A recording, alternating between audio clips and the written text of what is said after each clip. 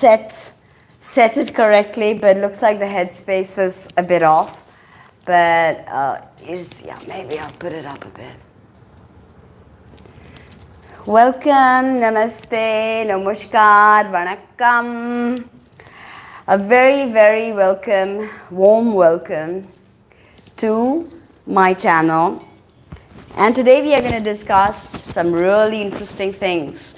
Things you have not heard of or things that you've possibly heard of, but you will hear of it with a totally new spin. A lot is happening, not only in terms of geopolitics, but a lot is happening right now in the world with regards to a cultural awakening, a kind of financial restructuring of the world, the Western hegemony on the decline, the rise of nations like India, Bharat, if I may say, and a lot of change, a lot of the dynamics at play are changing. And it's very, very amazing to be alive at a time like now, when we can call India Bharat. Bharat, a name that my ancestors have called this land with. Indeed, a magnificent turn of events. So we are going to touch base with everything that's going to happen. We are going to touch base with all the planets going retrograde. We're going to touch base with Ketu Rahu changing their axis. We have a lot to discuss. And I'm going to try to put it for you in a rather interesting manner, something that is easy to assimilate while studying the greater patterns of astrology.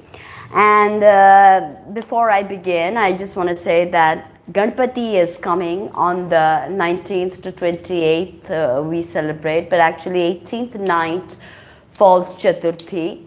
So from the 18th we start our celebrations. From the 18th we start invoking the energy of Ganpati. I have said this before, I have written about this in my book, that Ganpati is the protector of all the species that you see around. Humans, animals, all the species that you see, all the plant life, all the insect life, all the animal life, all the cetacean life. So Ganpati brings with him immense blessings for all the species to awaken to their true purpose, to awaken to their collective and individual karma. That is why this time is so very important to realign, reset, restructure, reprogram, reposition yourself so you may better grasp the onslaught of change. Because if anything is certain, it is change. There is nothing as certain as change in this world. And that is honestly the only thing we can embrace, the only thing we can hold as truth is the dynamism of change. Life is not static. Experiences are not static. Like when we watch a film, all right, each frame changes and shifts into something else, revealing to us the exposition. Same with life. Every single day is different. Every single moment is an opportunity to embrace change. Shakti is dynamic, and Shakti creates this reality. So obviously, if Shakti herself is dynamic, is change itself, then all we can do is not only embrace that change, but celebrate that change. For change is the only certain thing that is promised to us in this realm. Before I begin, thank you. Before I begin, I want to pay respects to my Ganpati. Gananam tva Ganapati havamahe kavim kavida upamashravastamam Jeshtarajam brahmana brahmanaspatayana shunbrunutibi siddha sadhanam Mahaganapataye Namaha. Firstly, I'm proud of ISRO and the launch of Chandrayaan-3 on the south pole of the moon. This brings with it the focus. Yes, new book is coming, and this book is on the yoginis. So if you want, you can pre-book. I have not put out an announcement just yet, but because I have not been able to get a lot of writing done, and I've got just so much going on as always. But I will for sure put out my update for pre-booking the next book on the yoginis.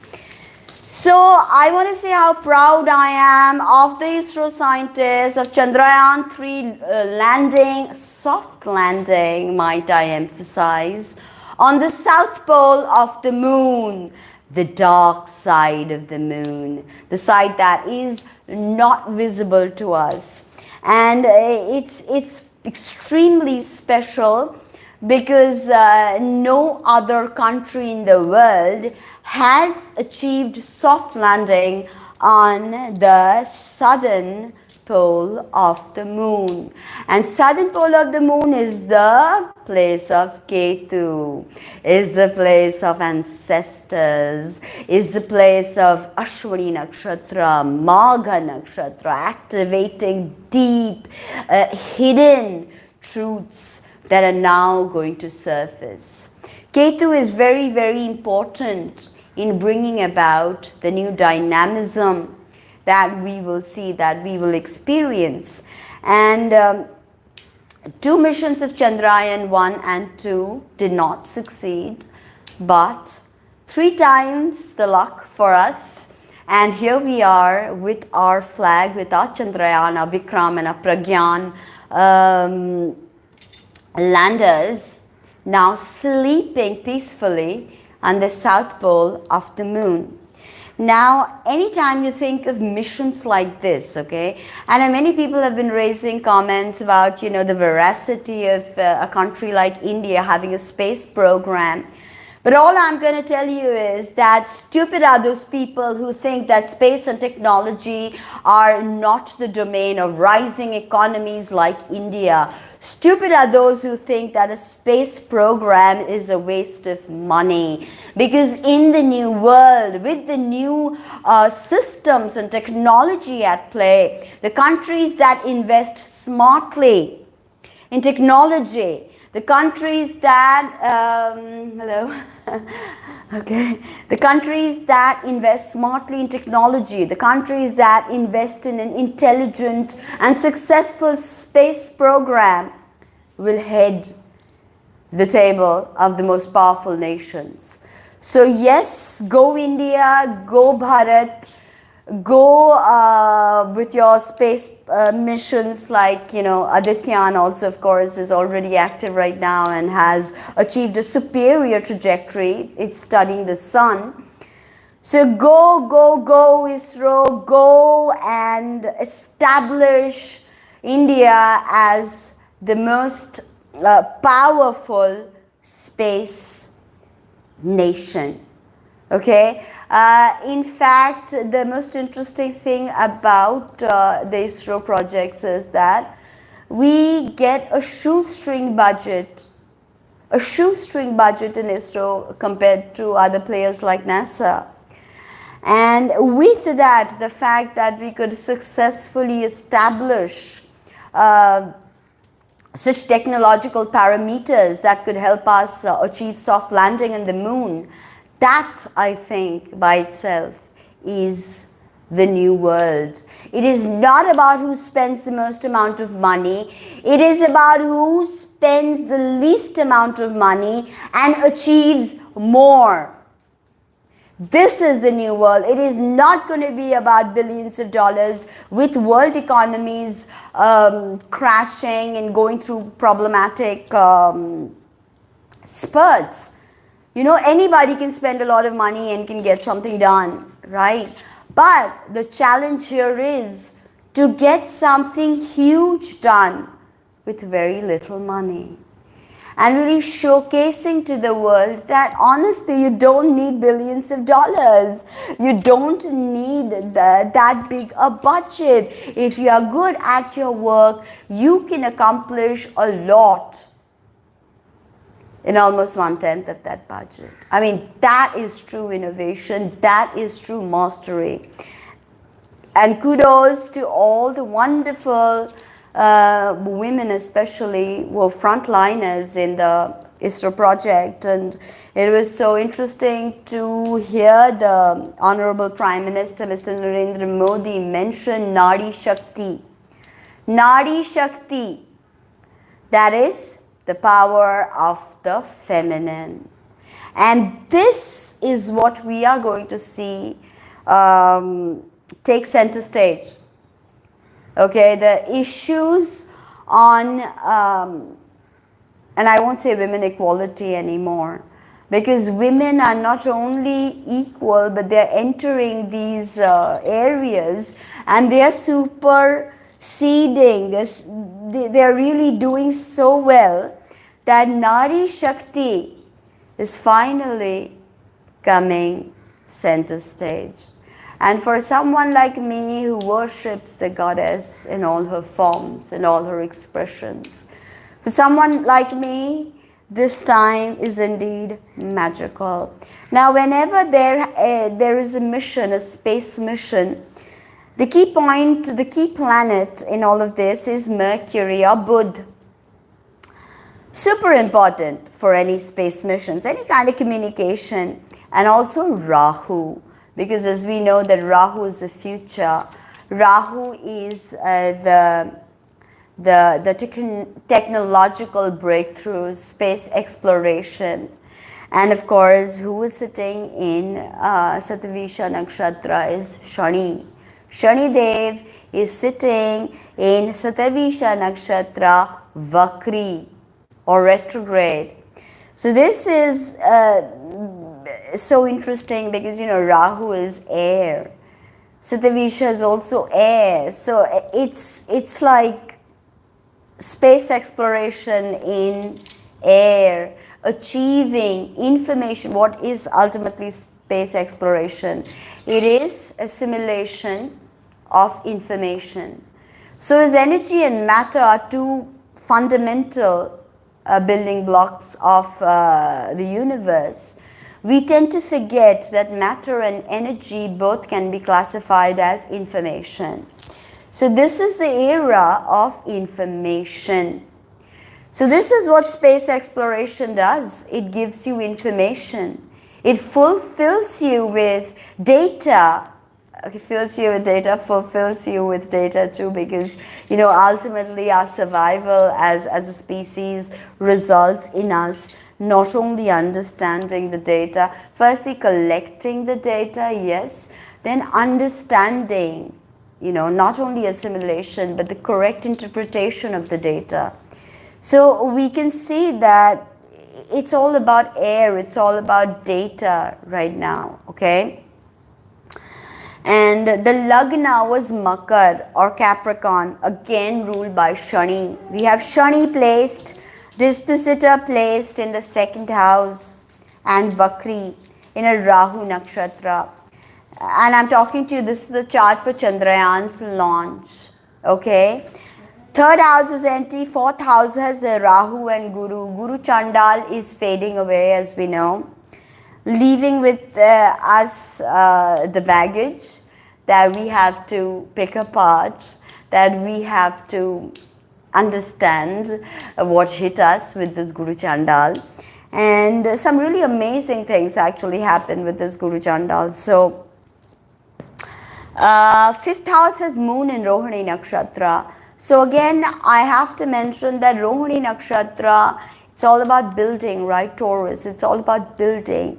And the thing is that the destiny of Rohini is inextricably interwoven with the destiny of Bharatvarsh.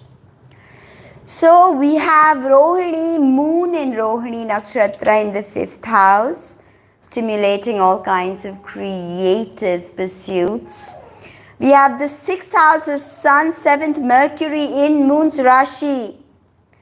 This is very, very interesting. And we have, of course, Budh. I told you the most important planet to look for with such space missions. Budh is in Pushya Nakshatra. Again, a very, very benefic, very, very beautiful nakshatra, that is Pushya in Karak Rashi or Cancer. 8th, we have Mangal and Shukra at the time of Chandrayan's launch. 9th empty, 10th Ketu, 11th, 12th empty.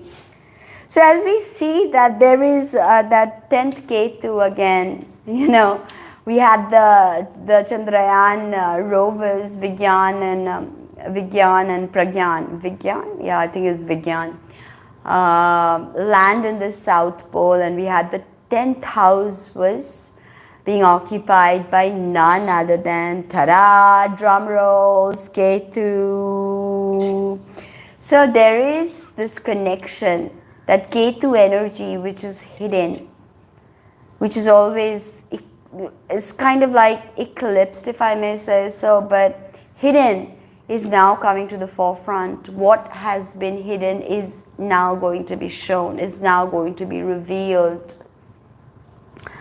Now, 23rd of August it landed, and incidentally the Mahadasha was a moon, the Antardasha was Shukra, the Pratyantardasha was Budh. So again we see the interplay. Moon is also super important. Why? Because ultimately, hey, we are landing on the moon, right? And moon also symbolizes the common people. Now Aditya Lagrange, L1 means Lagrange, mission is to study the sun. And this is all happening during the glorious time of Shani in Satavisha Nakshatra. And Shani, the dispositor of Satavisha, is obviously Rahu, the planetary ruler. So Rahu sitting with Jupiter. Jupiter is all about expansion. So I told you, when we have Guru Chandal, we see Rahu acting like Jupiter, we see Jupiter acting like Rahu. So there's this kind of beautiful interplay that is happening. It's all okay to always talk about the problems that Guru Chandal is bringing, the complications. But I think we need to understand that the Guru Chandal in its own way has a lot of revelations for us. You know, and we have to be ready to view this as something other than just a challenge, right? Because whenever it comes to the word challenge, it's scary. Because we are not ready for the challenge. We are not ready. We feel like, you know, it's too much. So, ISRO scientists have confirmed by their tweet that Aditya L1, the rover, has now jumped and gone into another frequency, another bandwidth. And this is going to be so important, because when Aditya L1 studies the sun with the great depth, we will be able to analyze the energy of the sun, and this could also result in breakthroughs in solar energy.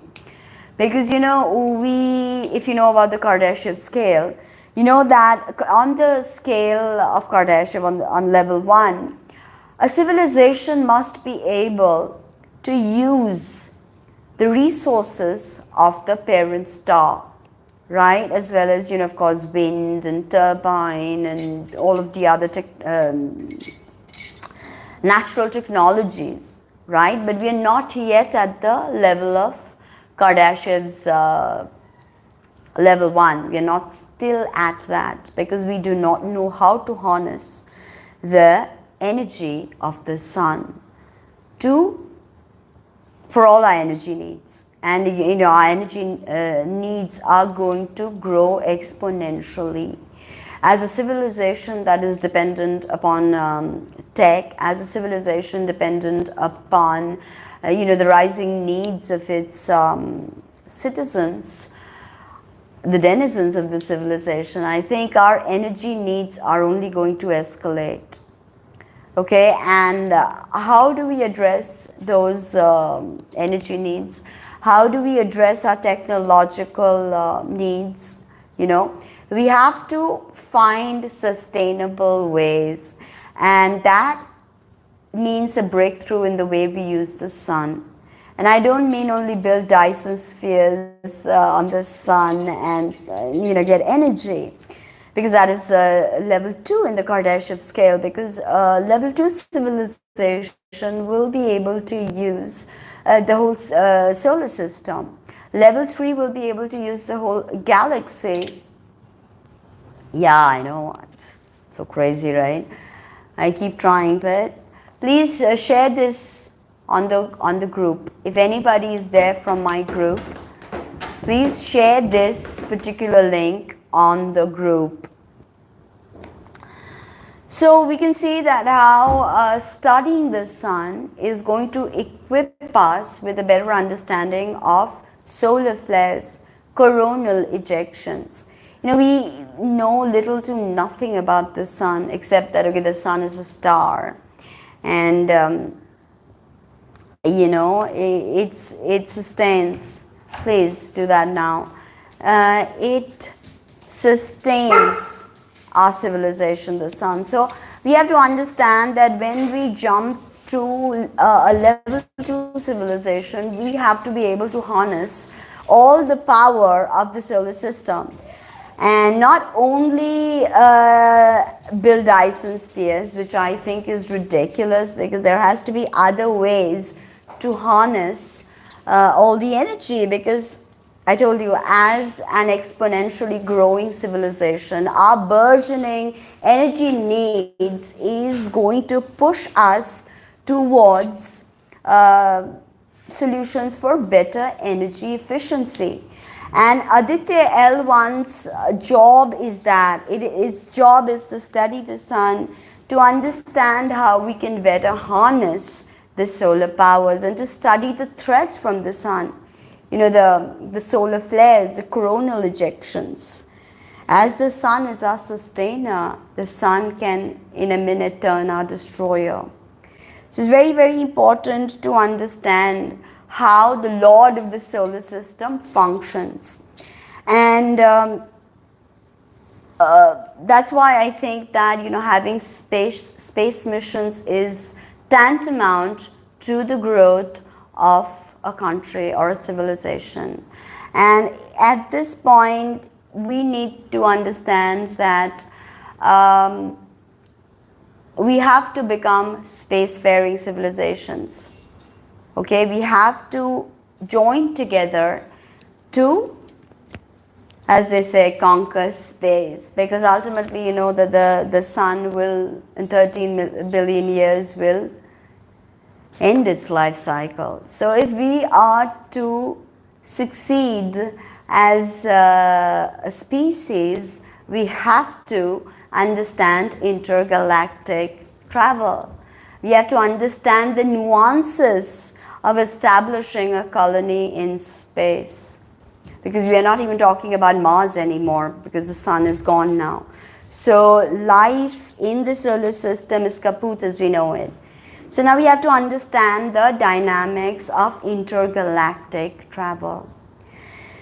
So it's absolutely important for countries to come together, study space, understand space, understand the threats that could emanate from space, and so on and so forth, right? Now, another thing I want to touch upon is that there has been in the past few months, tremendous unrest. Yes, tremendous unrest in Manipur, in the state of Manipur in the northeast of India. And in Manipur was burning, and there was a lot of violence with the two tribal people. I mean, cookies are the kukri again. It's cookie. Cookies are the tribal people, and then we have the Methalis, who are the plain people, the people who live in the plains, and cookies live in the hillside of Manipur, and they had this reservation thing going, and because of that the problem escalated and Manipur was burning. And it's interesting to note that when Neptune comes into Pisces, we see a lot of religious intolerance and complications with the reservation and stuff like that. Also floods, of course. We cannot speak about Neptune and Pisces without speaking about floods. And we've seen floods aplenty because we've seen Uttarakhand and the systematic depletion of soil, illegal buildings, right? Buildings that are built in such a way with cement and concrete that cannot withstand the tides, that cannot withstand the floods. So we've seen this kind of destruction happening in India, in parts of Uttarakhand, with floods and pictures that are devastating, honestly. So we see that Shani in Kumbh, right? Shani is in Kumbh Rashi in his Mool Trikon. Now, whenever Shani comes into his Mool Trikon sign, what is the Mool Trikon sign? Mool Trikon means his office. So Shani has returned to his office after 30 years and is now going through all the books. And obviously this is the time for Shani to begin his encounters. What is working, what is not working, take it down, and then Shani is not ready to discuss. Yeah, I know. I think so, because a lot of them are in the US and I don't think they have woken up. But you've put it on the group, right? They'll be able to come and see later on at least. So there. We have Shani beginning to question everything that has happened. Everything that has happened as he comes into his office in his Mool Trikon sign, Shani is ready to question everything. There's of course election fever happening in two of the largest democratic institutions in the world, India and the US. And we will see that this election fever will culminate into elections in 2024 for two of the largest democracies of the world. Alright, so this is interesting because we have right now in the US the rise of an Indian origin Republican candidate, Vivek Ramaswamy. And we can see that with Vivek Ramaswamy, he is being called as the new face of conservatism. Because his thinking is very direct, he is very to the point, and he's winning the support of the Americans, and he's doing a good job of that, Vivek Ramaswamy. And of course we have Rishi Sunak, again another Indian origin politician, spearheading the UK. And I mean, after Brexit, you suddenly have a brown prime minister. I mean, I don't know how that one happens, but as they say, that's just a googly that came their way. And Rishi Sunak has already arrived in India with his first lady, just I think a couple of hours ago in the Delhi Hawai Adda. He has landed. And Rishi Sunak obviously is the son-in-law of Bharat, because he is married to the founder of Infosys, Narayan Murthy's daughter. I think her name is Alka Murthy or something. And we all look upon him as our very own son-in-law. So it's interesting that we have the rise of Vivek Ramaswamy. And many years ago, actually, there was another Vivek that stupefied the Americans with his intellectual prowess, with his speech, and he was none other than Vivekananda. And it was so disheartening to see Trump and even Obama actually talk about him, and they could not say Vivekananda, they say Vivekamunde, Vivekamunde. And I was in splits, like, thank God Vivekananda is not listening to this.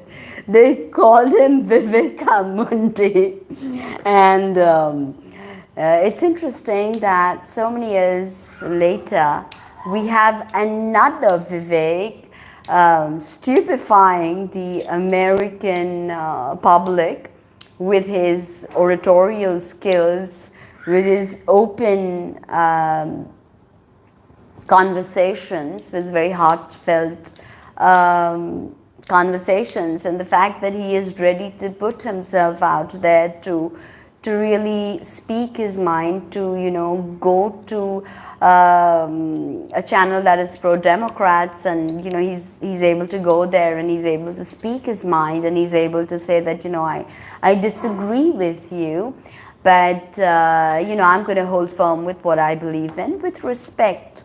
And I think this is going to be the new way.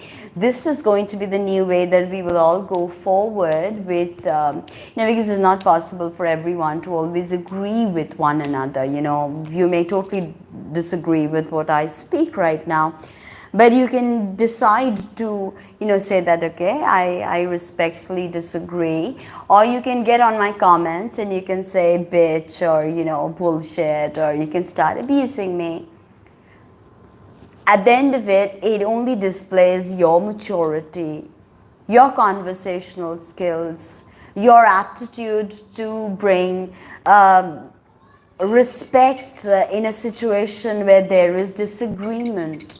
And it is all right to disagree. It is all right to have your own opinion, but then to be able to voice it with respect for the other party. I think this is the new trend, the new leaders of the world. It will not only be grab the pussy right now, it will not be, you know, demeaning the other person. As the interesting thing about Vivek Ramaswamy is that, you know, he's not here to diss Biden, he's not here to, you know, say something about the Democrats, but he's looking for the American identity.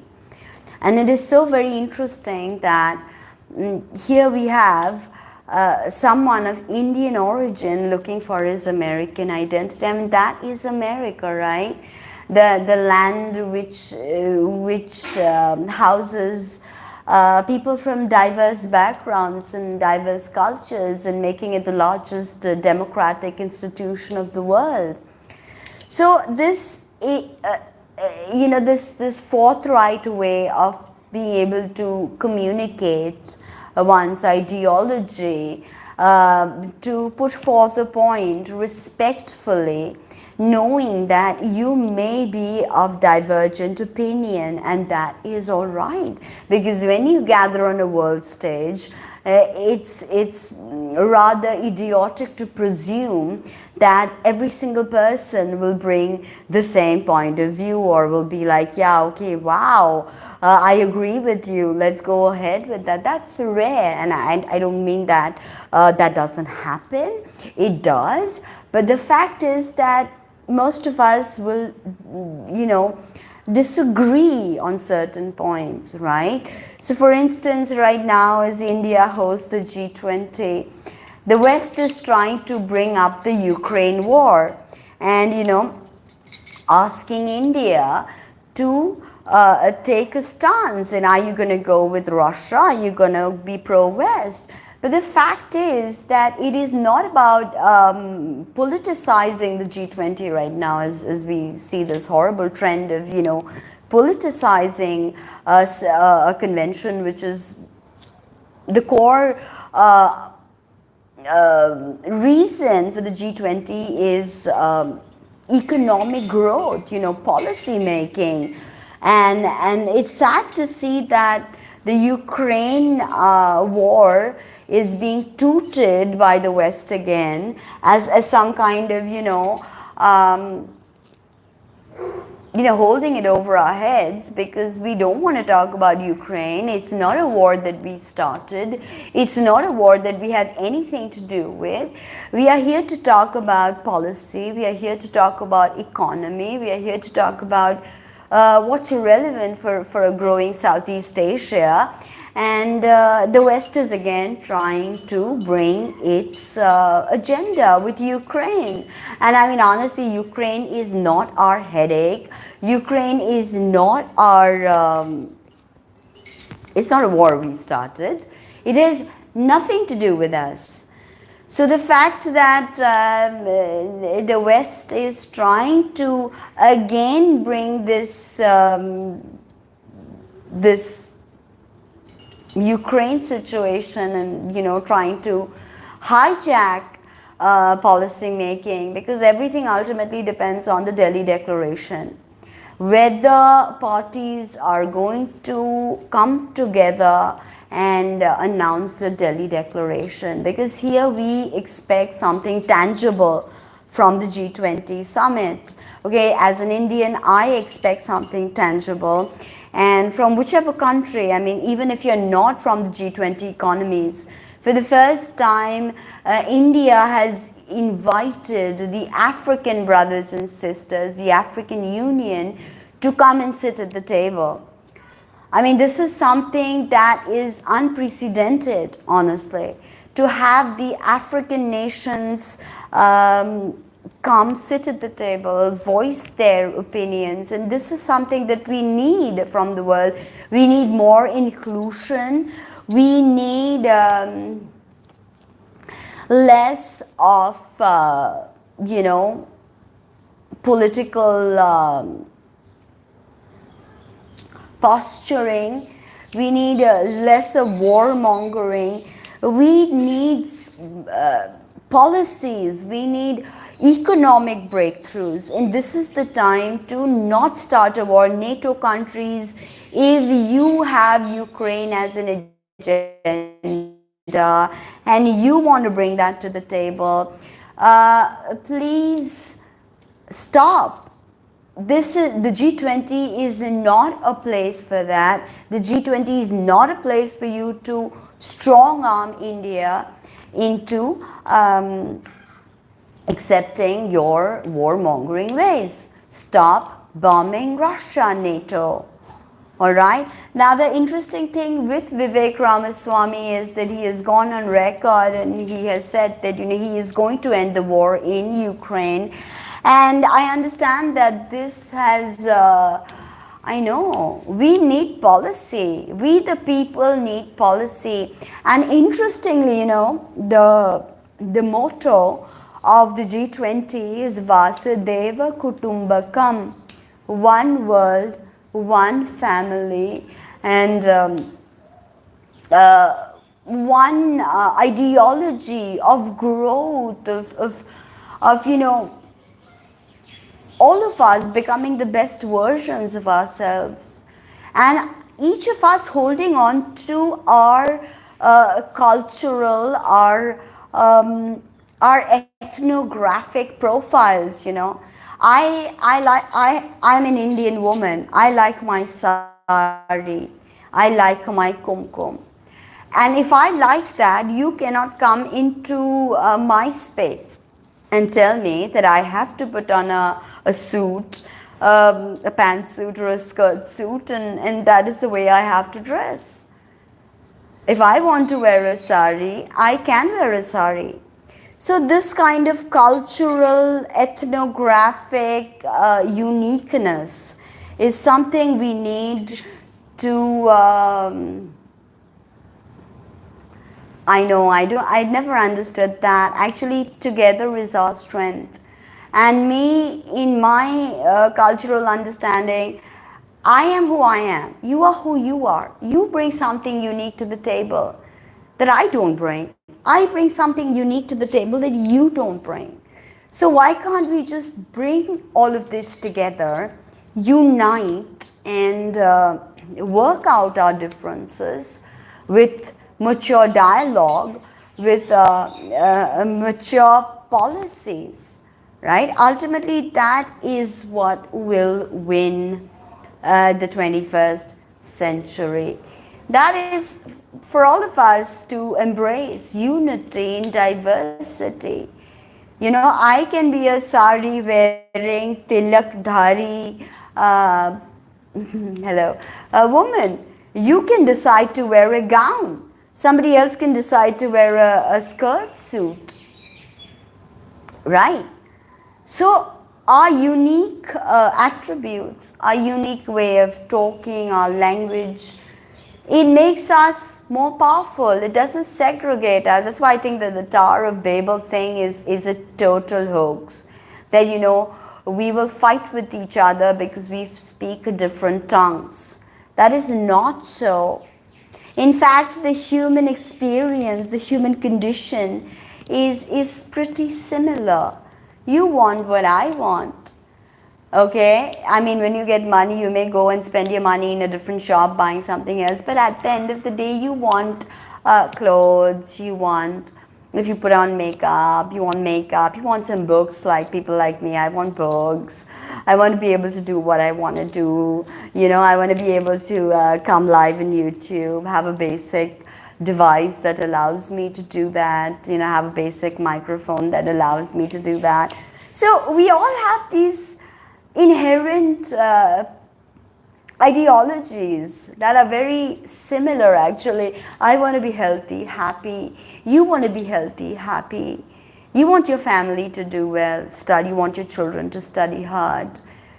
So we are not that different, honestly. And even if we speak different languages, even if we have different cultural backgrounds, cultural ethnographic backgrounds, it's all right. It just enriches us if we study each other, if we learn from each other. There's something good about every culture. You know, and there are some painful things about every culture.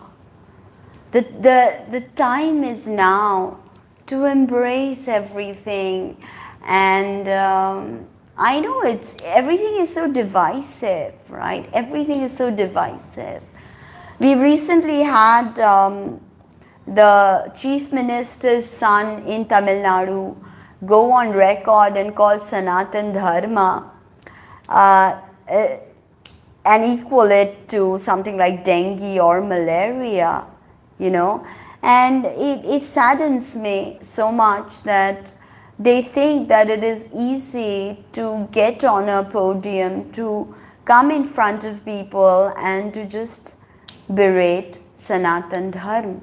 Because Sanatanis are peaceful, we never went to anybody's country, we never tried to overthrow anybody or take over their land. We didn't do that. We have everything we need, honestly. We don't need to go anywhere. But we have also been such people that have welcomed people from all over the world. So how can you go on record,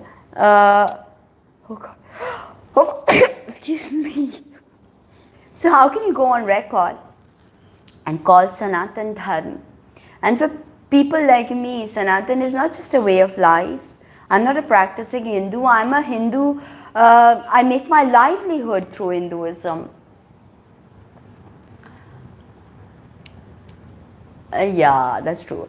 But the fact still is that, you know, it's all right to get on a podium and to voice your opinions, or may I say berate Hinduism. But I challenge MK Stalin's son, Udaynidhi Stalin, to go on a podium and to say the same thing for Islam or for Christianity.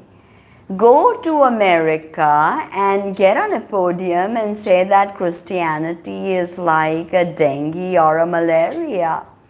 And I mean, we know about the systematic oppression that has been meted out by the Christian church, right? We know about the pedophile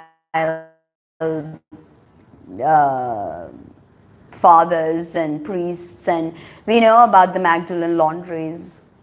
We know about the children killed and buried in Ireland.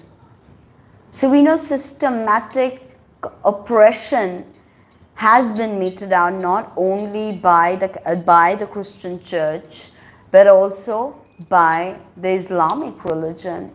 The fact that a man can tell his wife talaq, talaq, talaq, and that's a divorce, and he gets to walk away scot-free from his responsibilities. I mean, what is that? The fact that a daughter cannot inherits 1/5, this is Sharia law. In fact, in UAE, you couldn't walk out, a woman couldn't walk out and drive or go anywhere without a male guardian.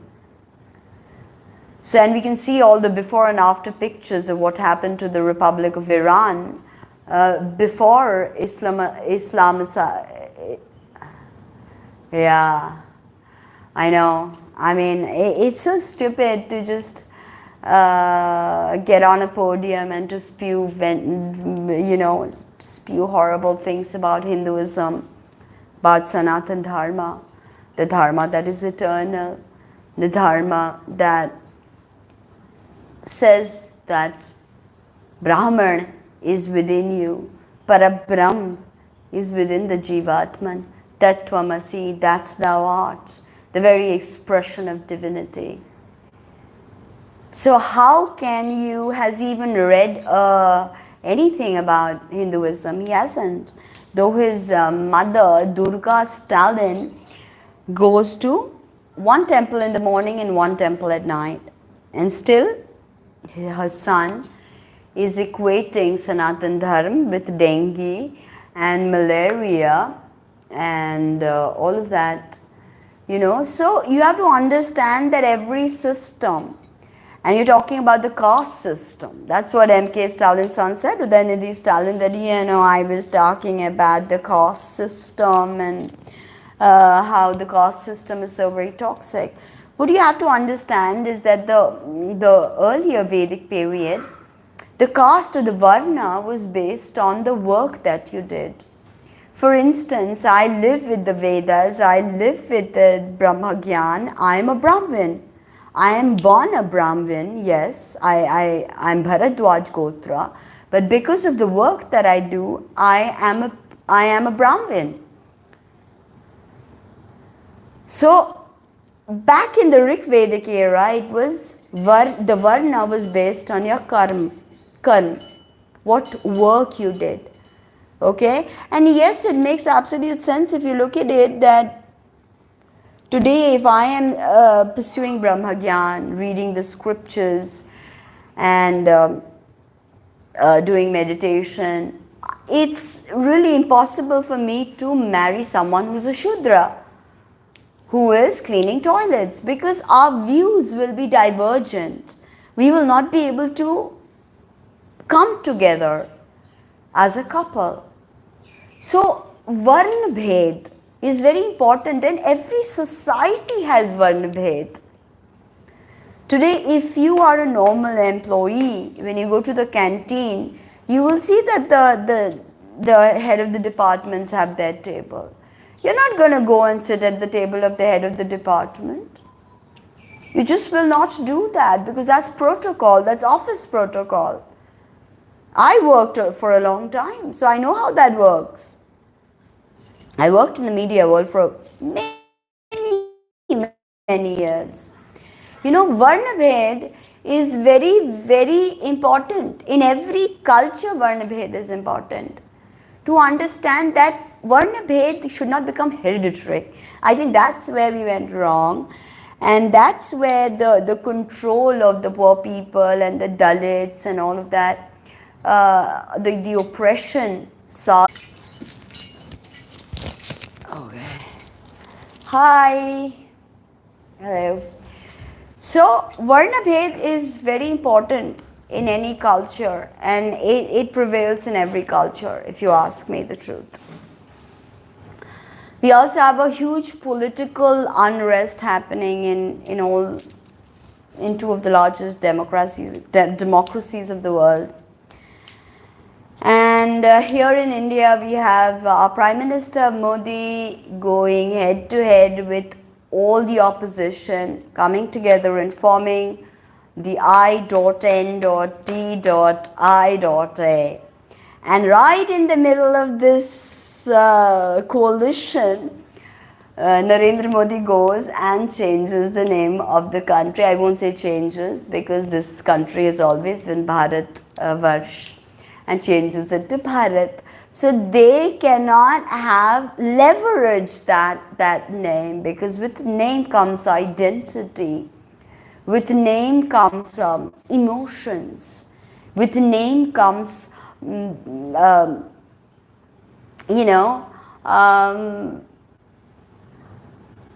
our identification, right?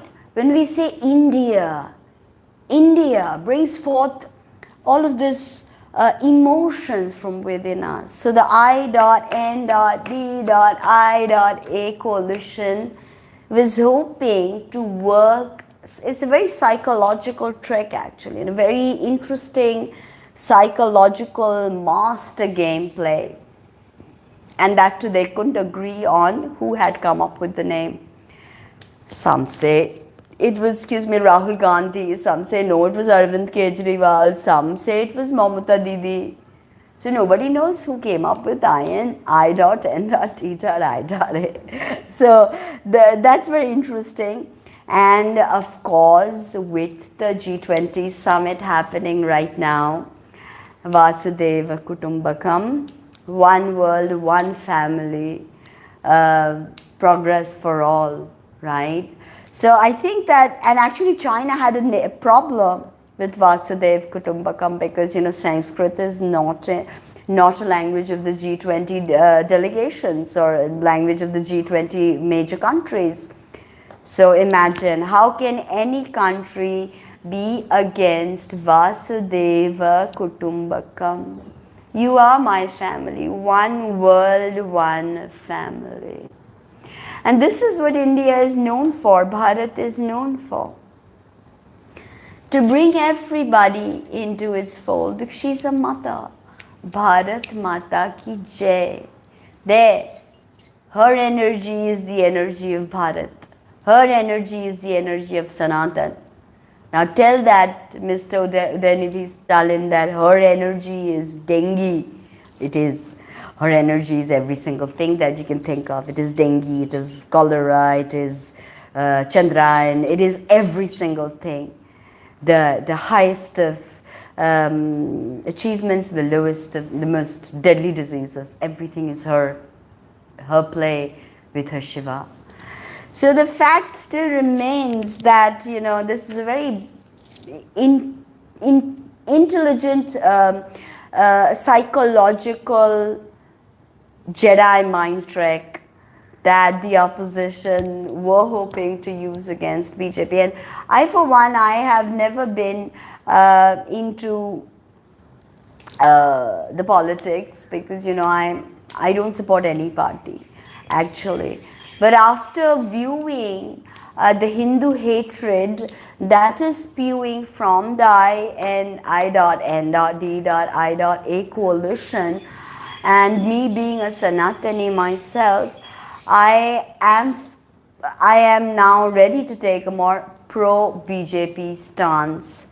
Just because if our dharma is to be equated with malaria, with dengue, with diseases like that, then I don't want to have a part of any coalition that thinks like this, because the Congress leaders have not come out, they have not chastised Udayanidhi Stalin, they have not given any formal statements, because we the people, we want answers, You know, when you are responsible for policy, when you're responsible, because I'm a tax-paying citizen, I'm a minority in a minority, I'm a woman tax-paying citizen. And honestly, I should be a trust because most of my work happens with the goddess and pujas. So I ideally should be a trust, and I've been working for way over 5 years. There's some legalities to look at which I've just never had the chance to really look at. But I swear, DMK, as Annamalai said, that D is dengue, N is malaria, and K is some kosu or something. I have no idea. Everybody has a problem with Hinduism. And another very sad thing was that, I'm a Bengali woman. And when I saw Mamata Didi, and Mamata Didi had come to Bombay, because the the coalition party had called their meeting in the Hyatt. They all gathered, all Arvind Kejriwal's, all, and the host was guess who, Uddhav Thackeray, of course, Bala Sahab Thackeray's son, who's now a Sonia Bhakt. So, I mean, that's what happened with Bala Sahab Thackeray's son. His legacy is now gone because, Eknath Shinde and Fadnavis has walked away with the name Shiv Sena. They are now the Shiv Sena. So, ultimately,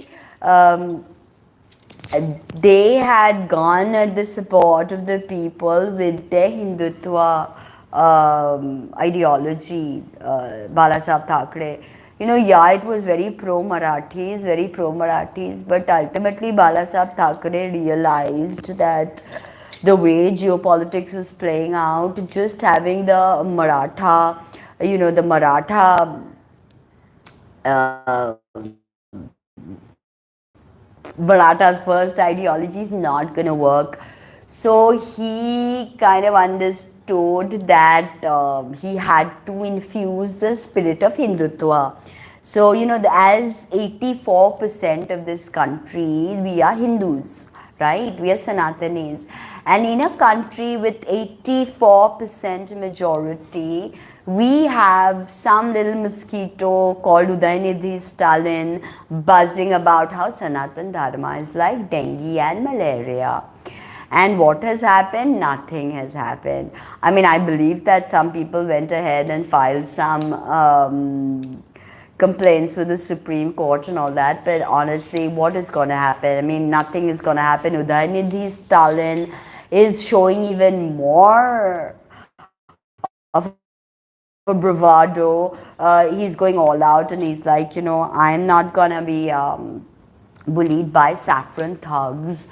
So, I mean, yeah, I challenge him to get on the podium and to say the same about Islam, to say the same about, I mean, at the end of the day, what was Hitler calling for? Eradication of the Jews and their way of life. So we now recognize that as a genocide.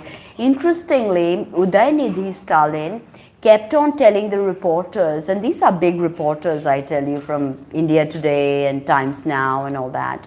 And they went to ask him that, can you give some clarity on your comments?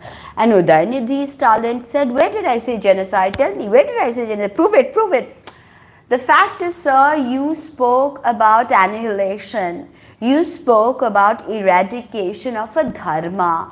When you speak of eradicating a dharma, you are speaking, alluding to genocide, whether you understand the repercussions or not, whether you understand the hateful repertoire that you engaged in or not, it still can be classified as genocide. And I was sad to see that not a single reporter was erudite enough, was standing their own ground and telling it to him like this, that when Hitler called out for the sorry for the eradication of the Jewish people and their way of life, Yes, we recognize it as a genocide. Same thing when you use words like eradication, you are in fact calling for a genocide. So it was a very sad moment because, the way he was speaking to these very young, sweet girls who were reporters. Fola, put Isis back in the room. Fola! No, no disturbing. No walking over my notes. Fola, just put her in the room. Isis, go. Go in the room. चलो जाओ. चलो अंदर. अरे उसको बुलाओ यार. अरे बाप रे बाप, देखो देखो. So you are calling for a genocide. You are not only hurting the sentiments of 100 crore Hindus, and many people who are not even Indians are Hindus, and they have been hurt by these statements of Udaynidhi Stalin. So how can you get away with that? I mean, I wish the girls told him that no sir, you use the word eradication. When you use the word eradication in lieu of when you use the word eradication in context to a people, in context to a culture, then you are indeed calling for cultural genocide. So I was very hurt to see that this Karti Chidambaram, who is Mr. Chidambaram's son, went ahead and started saying what have you, right, Karti Chidambaram, that no, and I believe somebody else called A. Raja has said that no, Udaynidhi Stalin went easy, Sanatan is like AIDS, HIV virus, it's like what, cancer or some other stuff like that. So that's another thing that's happening, and I mean, I do not like to politicize these kind of statements, because at the end of the day, we, the Hindu population of this country, we take great offense to Udaynidhi Stalin's little repertoire of hate, and we want action taken. But what is going to happen, honestly? क्या action? कौन लेगा action? कोई लेगा थोड़ी, कोई नहीं लेगा. So this is something that needs to stop, because I believe also there's this Acharya, what I'm forgetting. He's a big Congress karyakarta, and he's actually Priyanka Gandhi's mentor. So he went on record and he had said कि हाँ मैं तिलकधारी हूँ, इसीलिए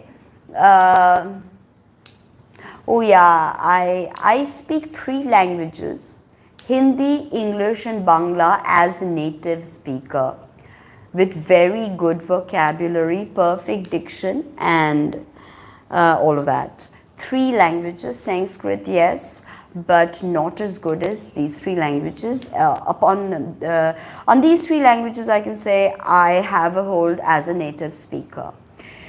So that Acharya person, she is Priyanka Vadra's mentor actually. So he had said just a little while ago that because of his tilakdhari appearance, he was not allowed in the Sangsad Bhavan. तो नहीं, आप नहीं आ सकते, आप ऐसे तिलक धारण करके, आप ऐसे हिंदू वेशभूषा में आप नहीं आ सकते अंदर. तो आपको क्या थोड़ा डेमोक्रेटिकली ड्रेस करना पड़ेगा, जैसे पैंट शर्ट पहने आप, ऐसा कुछ पहने आप, धोती कुर्ता और ये तिलक धारण करके आप ना आए. तो this really upset Acharya, who I'm telling you is a Congress neta, Congress karyakarta. He went on Aaj Tak, I think, or he may have gone on other platforms. So he went ahead and said that, I'm a Hindu. This is my attire, Veshbhusha, this is how I dress. Now, I was telling you about Mamta Didi, that Mamta Didi came here in Hyatt and refused to take a tilak. अरे क्या दीदी, আপনি চলে যাচ্ছেন ওখানে মোল্লাদের সাথে মাথায় abaya পরে মাথায় হিজাব লাগিয়ে আপনি ওখানে গিয়ে কালমা পড়ছেন মুসলমানদের সাথে, তো আপনি যখন সেটা করতে পারেন দিদি, তখন আপনি কেন হিন্দুদের তিলক লাগাতে পারেন না? আপনি তো ব্রাহ্মণ, আপনি তো শাণ্ডিল্য গোত্র দিদি, আপনি তো ব্রাহ্মণ।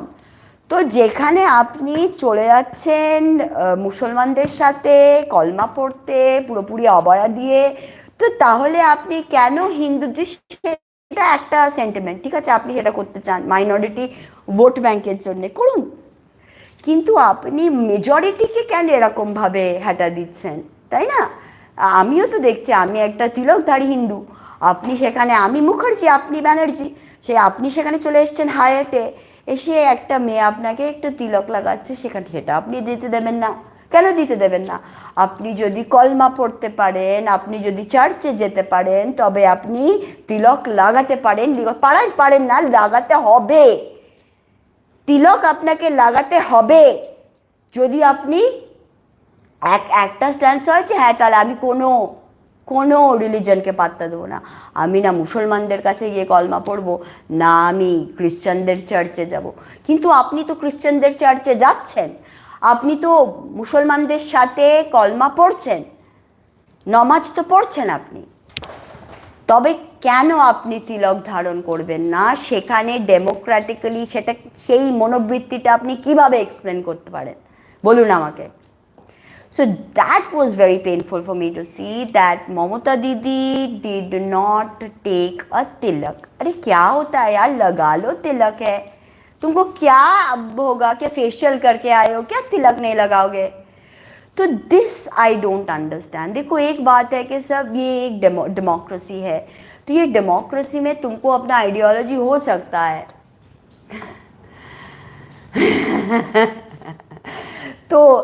तो ये बात है कि डेमोक्रेसी में तुम्हारा आइडियोलॉजी तुम्हारे पास रहे, मगर तुम जहाँ मुस्लिम को अपीज करने के लिए कलमा पढ़ते हो भाई, तो तुमको वहाँ तिलक लगाना पड़ेगा, वरना 84 लाख, चलो 100 करोड़ बोल देते हैं, 100 करोड़ लोग तुमको क्यों वोट देंगे, क्यों तुम्हारे कोalition को वोट देंगे, है ना? ये सोचना चाहिए। अगर तुम तिलक धारण नहीं करोगे तो तुमको कोई हक नहीं होता बैनर्जी होके कि तुम जाओ जाके कलमा पढ़ो। ये बहुत आसानी से हमें अंडरस्टैंड करना पड़ेगा कि ये डेमोक्रेटिक आइडियोलॉजी तो है नहीं। ये क्या, एक रिलीजन को, एक कास्ट को, एक कास्ट नहीं, छोड़ो कास्ट की बात तो छोड़ो, क्योंकि ममता बनर्जी इज अ ब्राह्मण, सो you are not ready to put a tilak, but you are ready to put on an abaya. Not being a Muslim, you are a Bengali Brahmin woman. You are ready to put an abaya and you are ready to go and do namaz. Why then? Why are you doing that? Are you a Muslim? Have you converted? As far as I know, Didi, you have not converted. As far as I know, you are a Bengali Brahmin of Shandilya Gotro and you live right next to her. Mamata Didi stays in Kalighat, by the way, right next to Ma Kali's temple. Mamata Didi stays. Still, look at the politicizing of Hindu Dharma.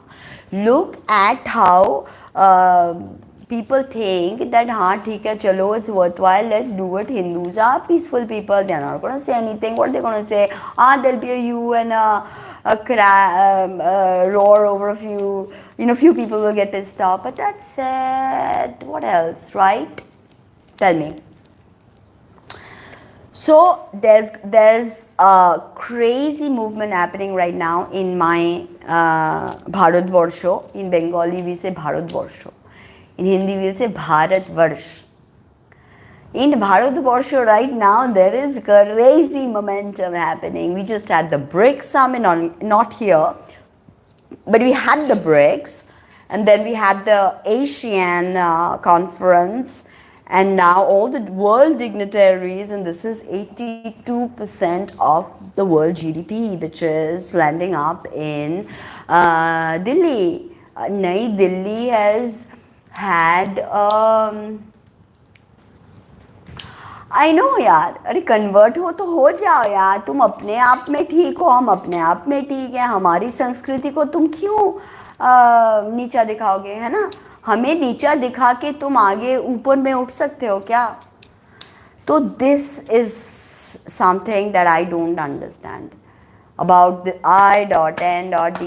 I actually liked Rahul Gandhi a lot because I felt that he had some sattvic vibes. I was very excited when he got initiated with the Juna Khada, and you know, he had all his dikshas, and he said that हाँ, I'm a Shaivite, you know, मैं शिव भक्त हूँ, मेरे से बड़ा कोई शिव भक्त नहीं है, ये उन्होंने बहुत कुछ बताया. तो अगर जनेधारी हिंदू, हाँ ऐसे भी बताया उन्होंने, ट्वीट भी की शायद.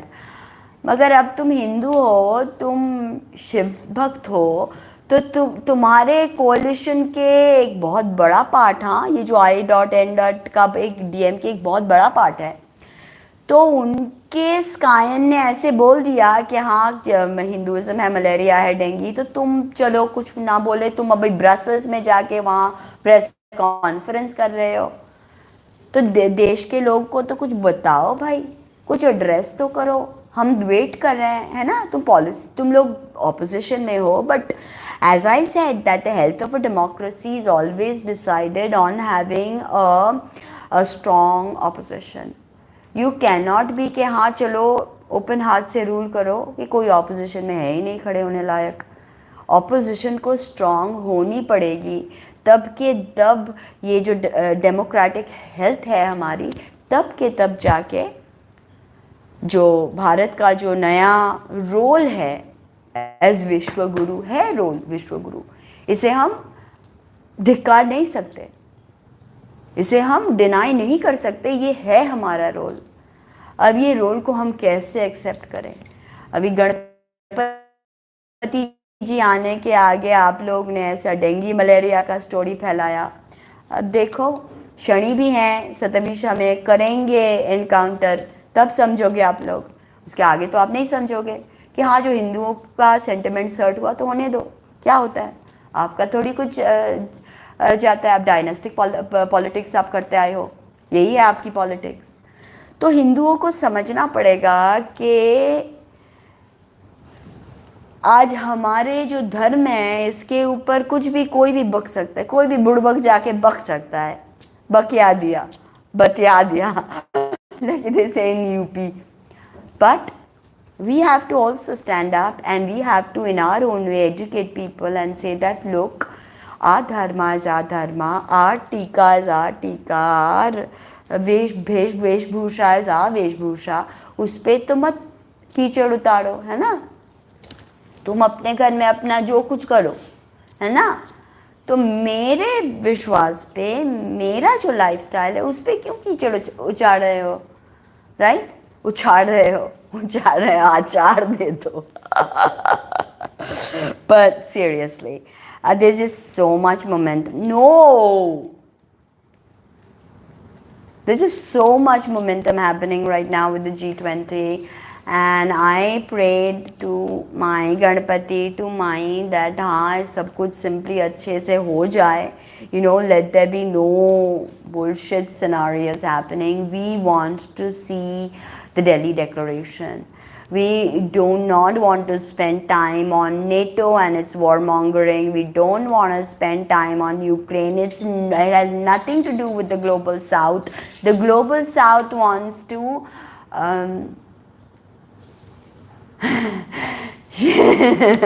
the global south no longer wants your power play. The global south no longer wants you to bring Ukraine to the table.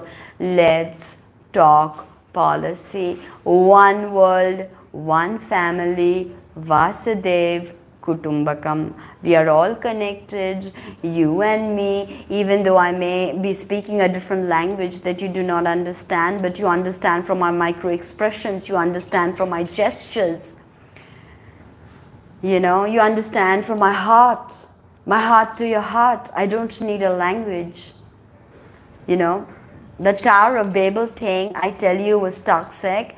That, you know, if we all have different languages, we are all going to fight with each other. We are not going to find common ground because, you know, you speak a different language and I speak a different language. No. Because at the end of the day, the human experience is a commonality that we all share. You know, our DNA, we have the same DNA, human DNA, right?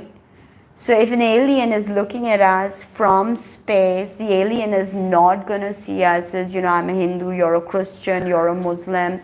They're going to see that, okay, this is a human species, Homo sapiens. Like sometimes I think that, thank God it's just the Homo sapiens. And if imagine the other humanoids had survived, the other humanoids had survived, right? Like the Neanderthals, the Cro-Magnons or whatever. Cro-Magnons, are they like the Homo sapiens? I don't know. So, you know, other human species that have lived, and there have been many. And it's just that we were really good at, yeah, right. I mean, imagine that we don't have the other human species, humanoid species. So, I mean, imagine then what kind of wars we would see, right? It would be crazy. Yes, exactly. The rhythm. This is the rhythm of the night, right? So it's that rhythm is in us all. We are connected by our humanness, by our human condition, by the blood that runs in us, by the planets that govern us, by the love we have for each other, and the hatred that we have for each other also defines us. So, I mean, this is something to think about, that can we unite? This is a call to unite, to love one another, to find commonality. Look, I have something good in my culture. Let me share that with you. Maybe that'll help you. Who knows? You have something amazing in your culture. Teach me that. Maybe it'll help me. But please don't ask me to remove my cultural identity. Please don't ask me to remove my the clothing that my ancestors have worn for thousands of years. Please don't ask that of me. Celebrate in my unique attire as I celebrate in your uniqueness, in your unique ideas, your attire. If you love your culture, you're bound to love and embrace other cultures. There's no divisiveness, you see. It's all the dance of atoms within us. Hey, my atom is different from your freaking atom. Your atom is empty, 99.99% empty. Exactly. Why don't we teach each other and love and grow and find peace and, you know, just do something different. We've had the language of war play out, and we've had this for like a long time. We've let war prevail. Why not speak the language of peace and love and fraternity and brotherhood and integrity? Yeah, I know, right? But that's why I guess that, you know, as you know, the tilak, the traditional Veshbhusha is becoming, you know, becoming, you know, something to ridicule. I find myself embracing my Bharatiya identity even more and more. I find myself embracing who my ancestors were more and more. So, you know, forget Udaynidhi Stalin trying to destroy and eradicate Sanatan Dharma. Many have tried. Many have tried. But we still stand strong, ready to take on our role as Vishwa Guru, to teach everyone the fundamental crux of Sanatan Dharma, Tattvamasi, that thou art. You are the dance of Kali, you are Ganpati, you are Vishnu. So this, we need to embrace who we are. And also I told you that the ancestors are baying for acceptance and love, all our ancestors, the ancestors of humanity. साथ मिलके ये हमें करना पड़ेगा, साथ मिलके आगे बढ़ना पड़ेगा.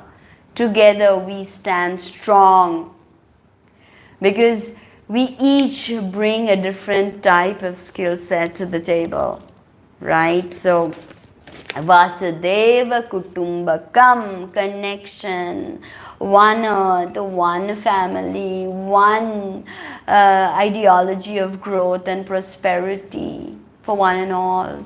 May all progress. So this is what we need to emphasize on, not NATO and its, yes, not NATO and its warmongering. I am really looking forward to President Biden's bilateral talks with the Honorable Narendra Modi, and let's hope that, you know, we can leave behind all of this and we can actually embrace a new world and stop this war, stop wars of all kinds, stop it. YUGPARIVARTAN, embrace your highest powers, embrace your highest self, become the best version. That is. Guru is now Vakri, and a very interesting thing that I want to talk to you about is Guru becomes Atichari from 2025. What is Atichari? Super fast momentum Guru will keep. 12 to 13 months Guru stays in one sign, alright, and goes also retrograde in that particular sign, usually once a year, Vakri Chal. From 2018, Jupiter started moving forward and retrograding from one sign and then going to the other. So this Vakri Chal and this retrogradation to another sign was bringing forth a lot of complications. Now Jupiter is Akasha Tattva. Uchishta Ganapati is also Akasha Tattva. This finger is also Akasha Tattva.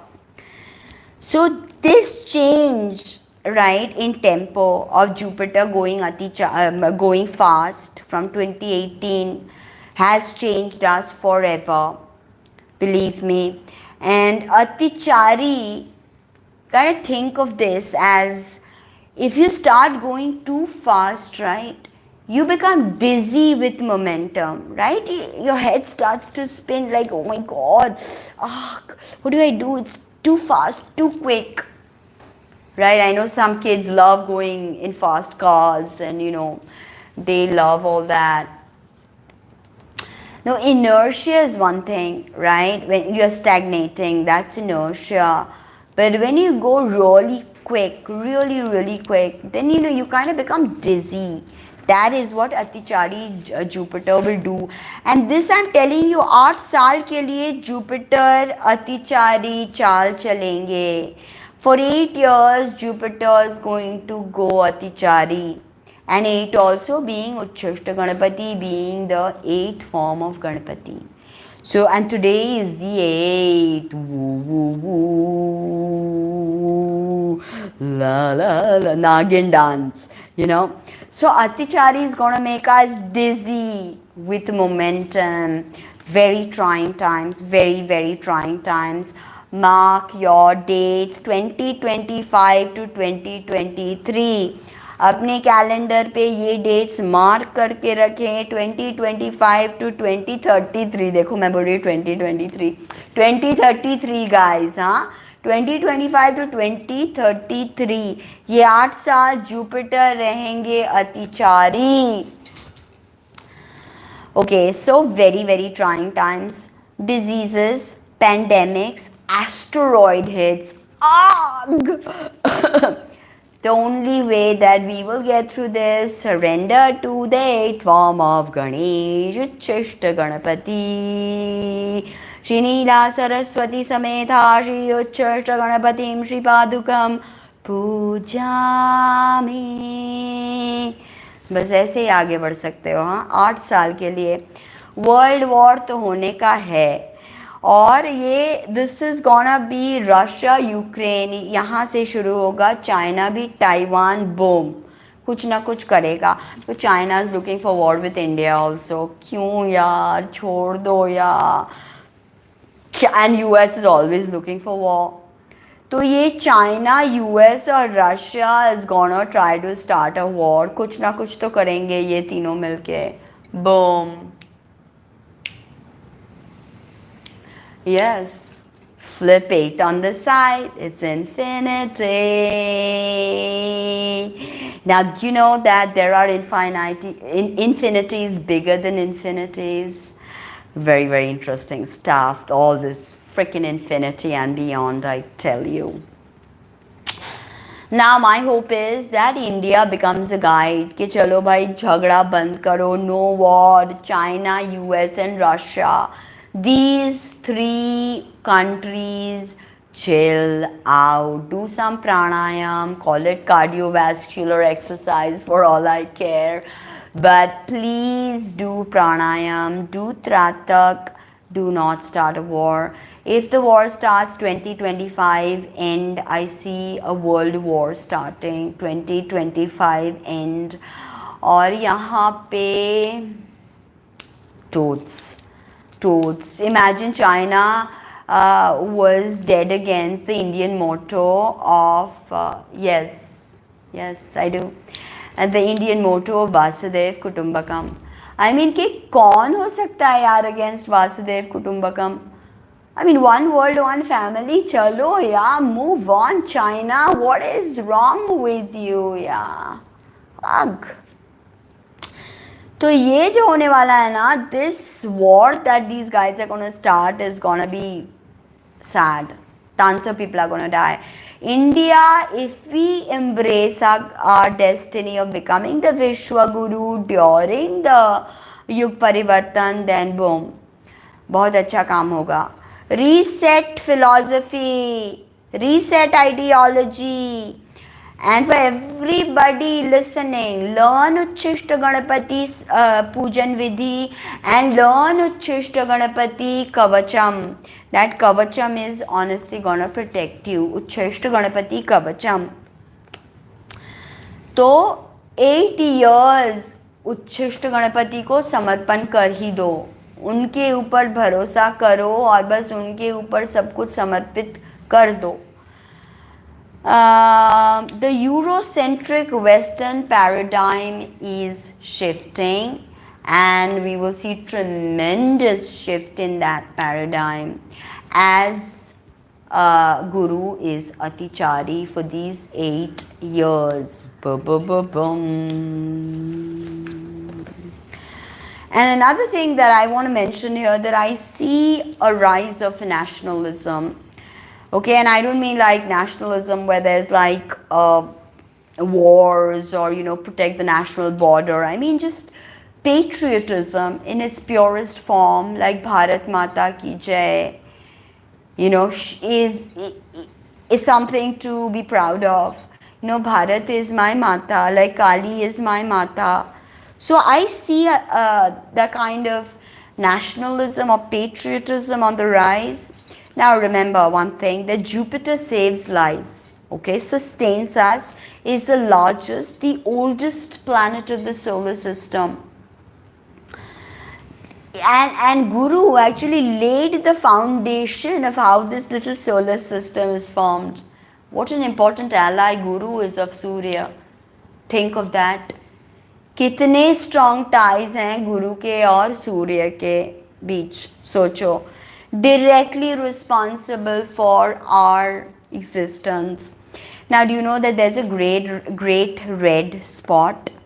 It's an anticyclone spot that happens on Jupiter and is decreasing due to unknown activity in Jupiter's atmosphere. Crazy, right? It's just a bit of like astronomy trivia, but I'll link it up, don't worry. Astronomers say Jupiter migrated to the solar system. So Jupiter is like literally a a star that did not become a star, that chose to delay its destiny so it could come and be our guru in this solar system and help Surya. Sometimes we need to help our friends. Sometimes we need to delay our own progress to be there for somebody else's work. That's what Jupiter did. That's what Guru did. And interestingly, they've also discovered that Jupiter does not orbit the sun. Does not orbit the sun. Barycenter between Jupiter and sun both orbit around a point in space outside the sun. So Jupiter is from some other place, it's not formed in the solar system. It came to the solar system to guide us, to be there for us, you know. Yes, to be there for us. And there's an interesting thing called the Jupiter shield theory, and that says that Jupiter shielded us from asteroid attacks and, you know, all of that. We cannot afford a Carrington event anytime soon, believe me. Takes the Earth millions of years to regenerate from a Carrington event. And the Jupiter shield theory is pretty clear that Jupiter is responsible for our biosphere. And it has liquid metal hydrogen. Now in the occult circles, hydrogen has a great significance. I've written about that actually in my blog. Jupiter, interestingly, Jupiter has a colossal magnetic field. And when Atichari, this field is disrupted. 20% stronger than Earth's, and it's not dipolar. So this dipolar, the South Pole and the North Pole, and you know how we understand electromagnetism on Earth, is very different to Jupiter's magnetic field. It's not dipolar. So when Jupiter becomes Atichari and this 8 years, new information is going to seep through its magnetic field. And because it's not dipolar, the way we understand magnetism, the way it operates on Earth, is very different. So I think that we're going to get a lot of information just because Jupiter expansion and, you know, knowledge and higher truths and higher ideologies. So all of that it's going to go through the roof, believe me.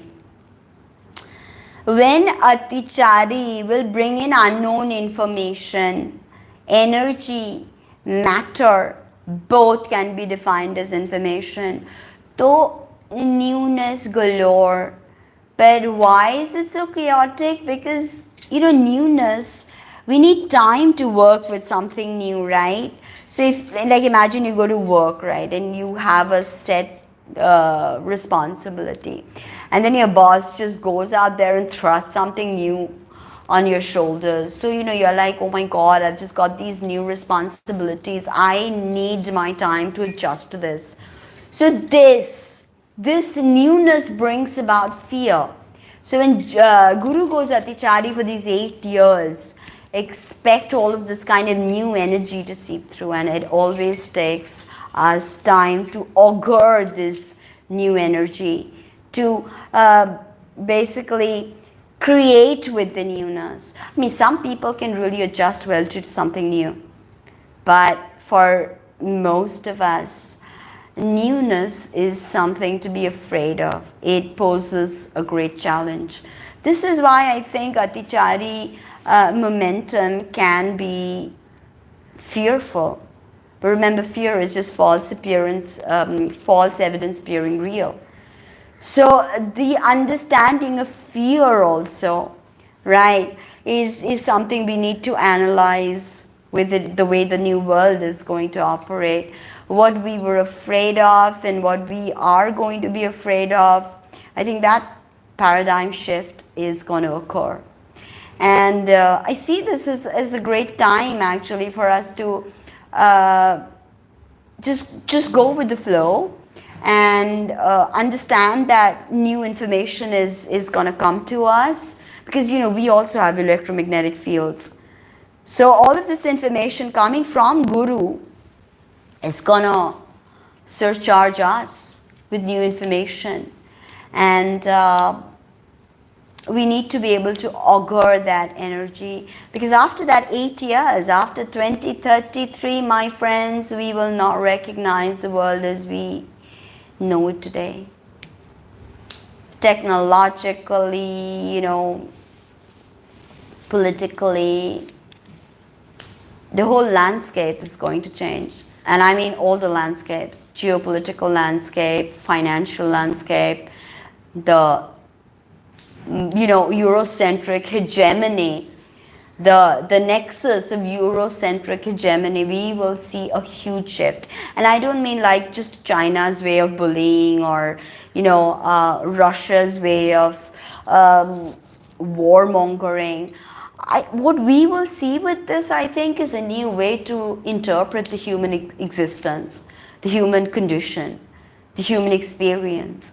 And this is a call for all of you to be a part of this newness, to, instead of just being dizzy, learn pranayam, because when the momentum is quick, then if you don't know how to control your breath, then you can go, right? You don't know how to stand strong against that momentum. But if you know how to stand strong with that momentum, if you know how to work on your breath and augur yourself, so you can, you don't get frayed by the newness, by that momentum, that is when I believe magical spaces will open up. Well, for that you will have to book a workshop, Pran Pratishtha, Puja you will have to get done, and all of that. You can drop me an email or you can contact me on WhatsApp. Join my WhatsApp group. Let's start by sharing and creating a safe space for auguring this newness, this new energy that is going to come forward with Jupiter Atichari. Now, okay, so we've understood all of this, that we don't need to go crazy with the momentum. We need to augur the momentum. But remember that there is a paradigm shift, a huge paradigm shift that is taking place right now as we speak. 30th October 2023, Aries to Pisces, Rahu's movement. It's coming up 30th of October. It's ticking, the clock is ticking. And it's a clockwise movement of Aries, of Rahu to Pisces. People who have Kal Sarpadosh, danger ahead. Okay, October say this is gonna start. Now the thing with Rahu is that it gives results according to Rashi.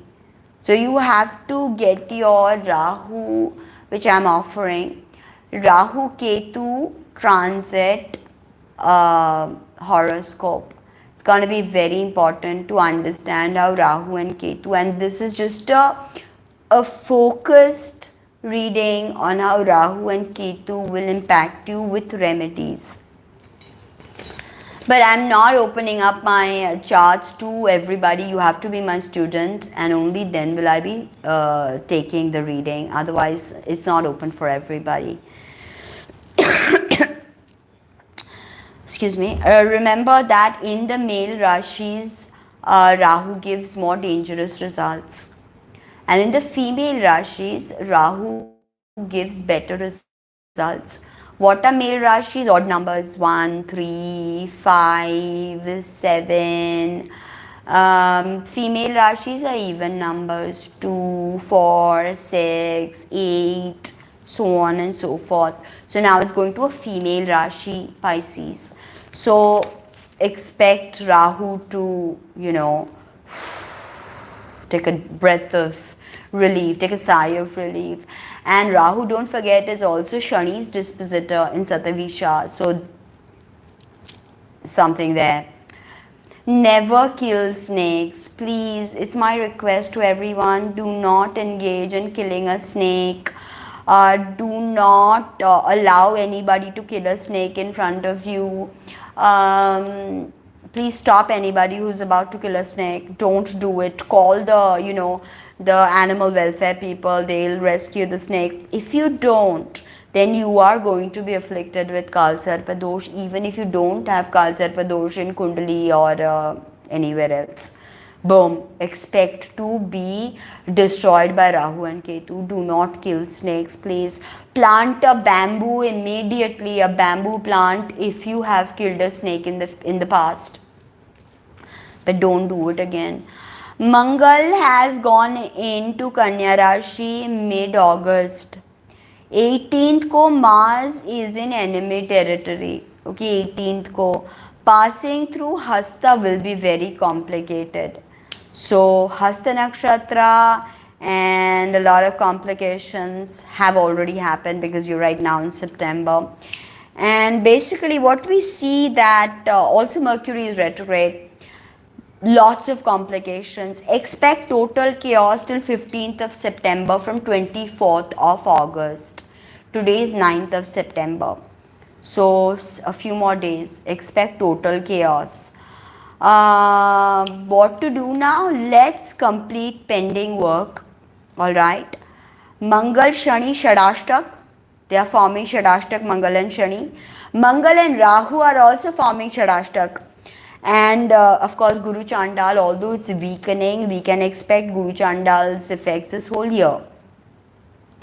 Mangal Ketu are in 2nd and 12th aspect. So imagine with all of this very intense Shadashtak yogs forming, things can get a bit complicated. But Mangal is not Nichka at least, because when Shadashtak was formed last, Mangal was Nichka in Kark Rashi. So here at least in Kanya Rashi, but there's something about Hasta Nakshatra that Mangal really does not like. So when Mangal is passing through Hasta Nakshatra, boom, expect a lot of complications. Interestingly, Putin has decided to skip G20. Xi Jinping has decided to skip G20. So because Putin has an arrest warrant out, because the NATO countries have taken out an arrest warrant. I mean, how ridiculous is that? What about the US presidents who bombed Iraq, Iran, Afghanistan, etc.? And I mean, Obama was given a Nobel Prize for Peace. So when the US presidents engage in warmongering, they get Nobel Prizes, but Putin is not risking his neck out and coming to the G20 because he didn't come last year also because of the NATO countries and their alliance with Ukraine and them taking out this kind of death threat on Putin. Actually, Putin will be arrested and then God knows what will happen to him if the NATO countries get him. But this is hypocritical. So there, we need to re-evaluate how we speak in the world now. Gone are those days of complete European hegemony, the Western hegemony. So we need to be careful as to how we address our viewpoints in broad daylight, because the nexus of power is shifting. Xi Jinping is not coming. And why? I think it's because of China's economy. China's GDP is slipping and India is emerging as a true world leader. And in all of this mess, Xi Jinping is kind of behaving like the old emperor and like, okay, I'm not going to come, you guys. I mean, I lead South Asia. I am the boss. I speak on the behalf of Pan-Asia, but no, Xi Jinping, the nexus is shifting. As the Western paradigm is shifting, Chinese hegemony, I know you are the world's workshop factory, but you cannot just, hold us to ransom because of that. You have to understand that India is emerging as a world leader.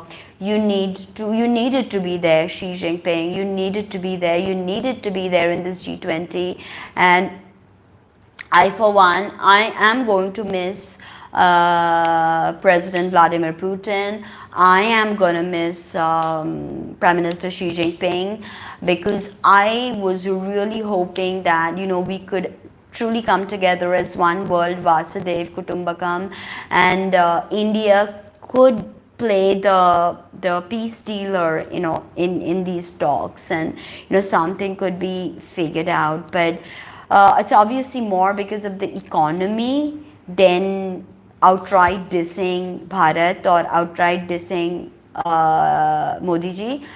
But whatever it is, Xi Jinping, not a smart move. You are going to face backlash because, as I said, the G20 is all about policy.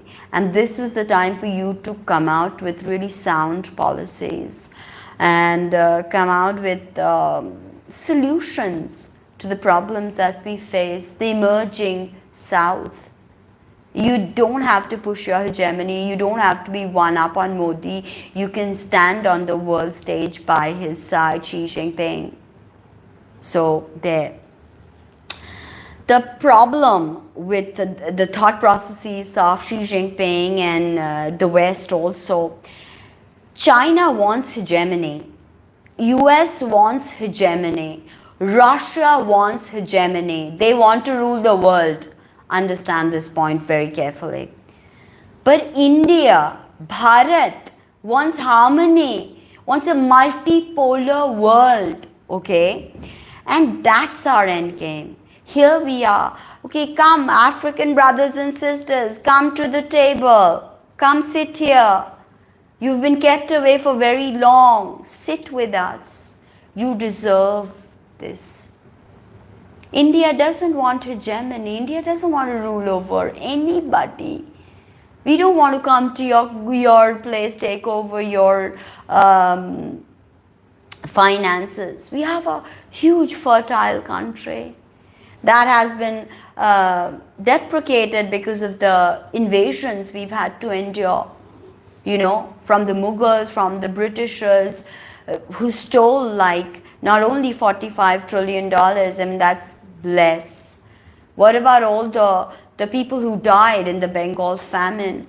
What about all the freedom fighters who died? কত বিপ্লবী বন্ধুর রক্তে রাঙা বন্দিশালার ওই শিকল ভাঙা. How many of our revolutionaries had to die to get you out? How much of our statues, our loot lies in your British Museum? We want it back. This is a beautiful song, actually. And I'm forgetting the start. Nana mondiro shopano tole kato pran holo bolidan lekhaya ache oshru jole. Nana shopano tole kato pran holo bolidan. How many lives were sacrificed? Forget the loot you took from our country. What about the humans who died here? Who will give us back those lives? Can you? No. So India's end game is not hegemony, and that is where we stand apart from China. That is where we stand apart from Xi Jinping. That is where we stand apart from Vladimir Putin. That is where we stand apart from the US ideology and the West at large, actually.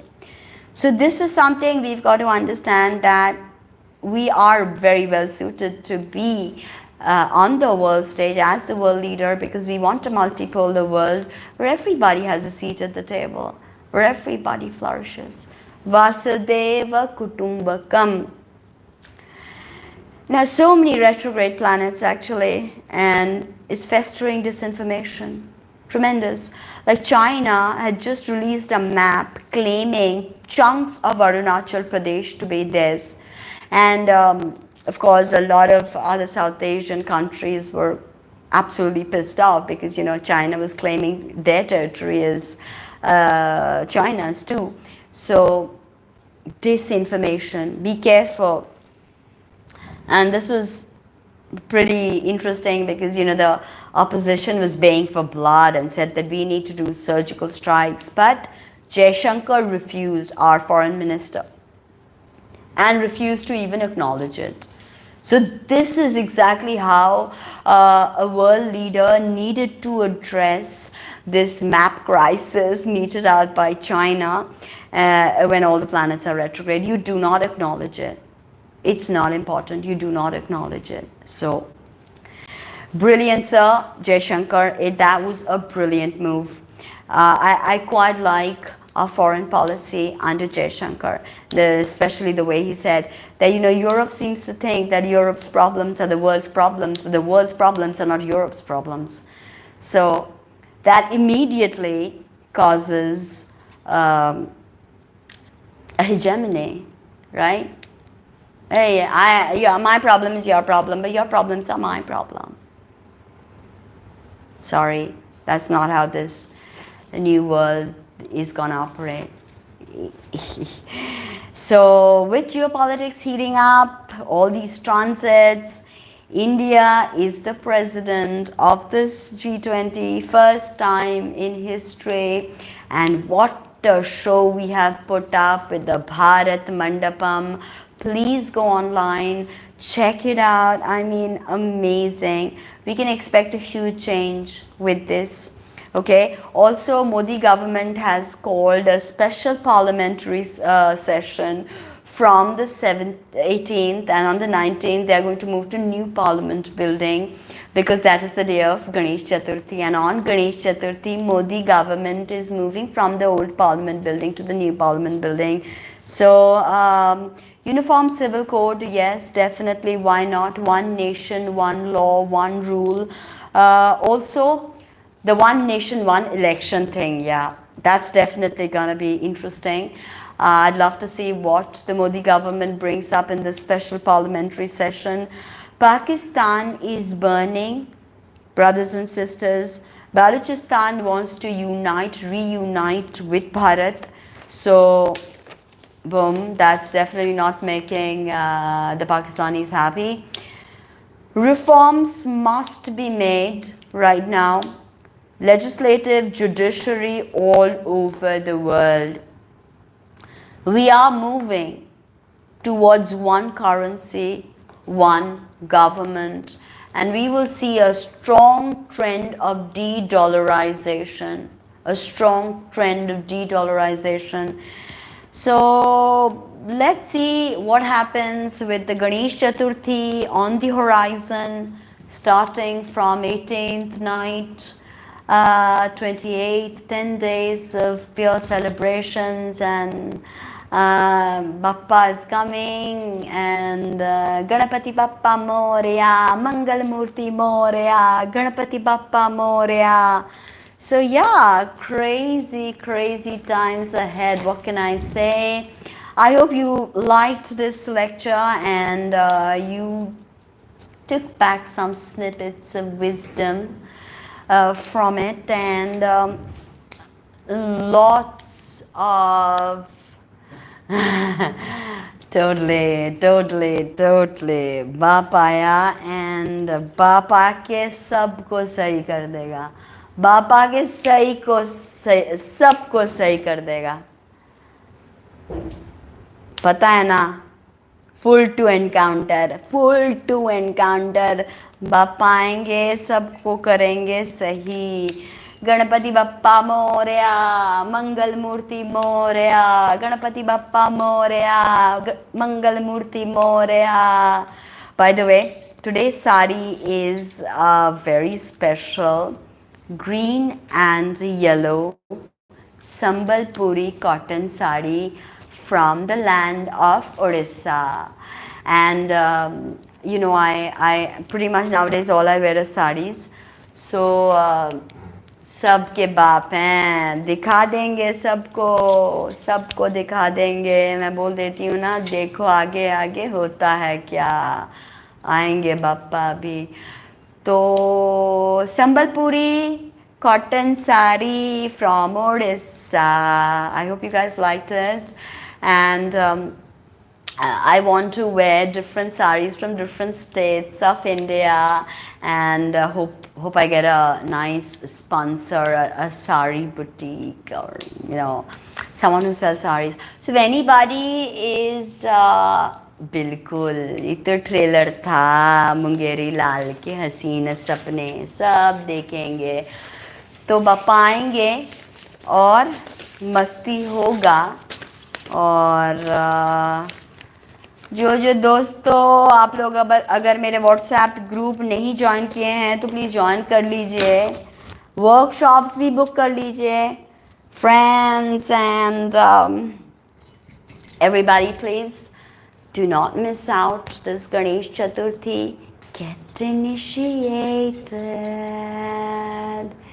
ये क्या हो रहा है यार, message for review, ये क्या है यार, क्या रिव्यू करना है? कुछ गाली वाली दे रहे हो क्या कोई तुम लोग? कौन गाली दे रहा है? मैं भी गाली दे सकती हूँ, गाली मत दिया करो। कौन ये रिव्यू कमेंट क्या है यार? What is this review comment? Somebody is abusing possibly. I get a lot of hate and I am used to it. But I don't know when I'm going to be back again. Someday, somewhere, together we'll be, baby. So let's see when that works out, when that pans out. नहीं तुमने तो तुम्हारा comment तो आया नहीं। अभी review में देखो कोई किसी ने कुछ अड़शण बका होगा।